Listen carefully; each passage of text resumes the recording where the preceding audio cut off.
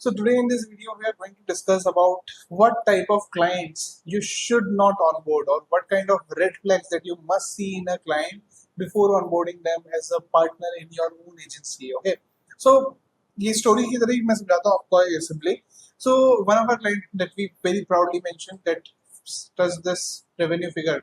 Like Curvy is one of the brands that went from zero to obviously Shark Tank with us, right? तो zero to shark tank तक गए. अब shark tank में लोग जब गए तो ऑब्वियसली वहां से कुछ रेफरेंस वगैरह हमारे लिए बने. कई ब्रांड्स को ये पता लगा कि हमने उनके साथ काम किया है तो अप्रोच किया. तो लगभग लगभग आई थिंक 7 to 8 ब्रांड्स ने अप्रोच किया. उसमें से हम लोग ने 2 क्लाइंट्स को ऑनबोर्ड किया as a paying client with us and one was of the same niche, one was of different niche.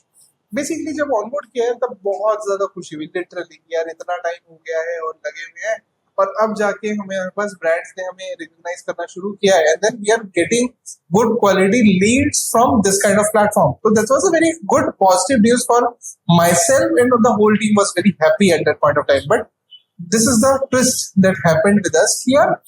Within within a week of working with them, we got to know we are not the right fit of working with them.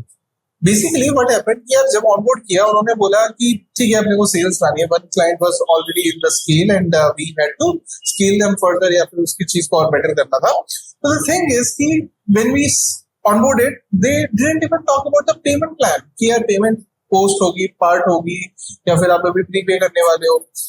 उन्होंने बस हमें ad account दे दिया, बोल दिया कि यार go ahead, ये हमारा एड अकाउंट है, आप बस सेल्स ला के दे दो, मतलब सेल्स इंक्रीज करके दे दो. मैंने कहा बहुत बढ़िया कर देंगे, बट इसके लिए थोड़ा कंटेंट वगैरह चाहिए होगा, उसकी टेस्टिंग करनी पड़ेगी, उसमें थोड़ा टाइम जाएगा. जैसे कि नहीं हमारी पिछली वाली एजेंसी तो यार इसी में कर देती थी, ऐसे हो जाता था. मैंने कहा बहुत बढ़िया कर देते होंगे, but ma'am we have to increase in further, थोड़े से हमारे कुछ चीजें हैं बेसिक, उनके ऊपर थोड़ा काम करना पड़ेगा तभी जाके हम स्केल कर पाएंगे. देवर लाइक कि हमें सुनना ही नहीं है कि भाई बस हम स्केल कर दो. मतलब आर यू मतलब टॉकिंग टू सम गॉड और व्हाट? मतलब to scale any brand, we need content, we do need to do testing to find out the winners, and then obviously scale the brand. Obviously, right? This is the process. But उन लोग का ऐसा entertainment था कि यार हमने बस तुम्हें दे दिया, आपको बस गो अहेड करो, हम तुम्हारे ऊपर प्रेशर डालेंगे तो काम हो जाएगा. I was like कि नहीं मैम ऐसे काम नहीं होता. There is some certain set of SOPs that we need to follow to get the things done. But they were like कि यार ईगो ही इतना है कि भाई हम तो शार्क टैंक वाले ब्रांड्स हैं और हमें तो तुम रिस्पेक्ट दो कि भाई हम तुम्हारी क्लाइंट लिस्ट में आ गए हैं और इसी की वजह से बस तुम हमारा काम करते हो.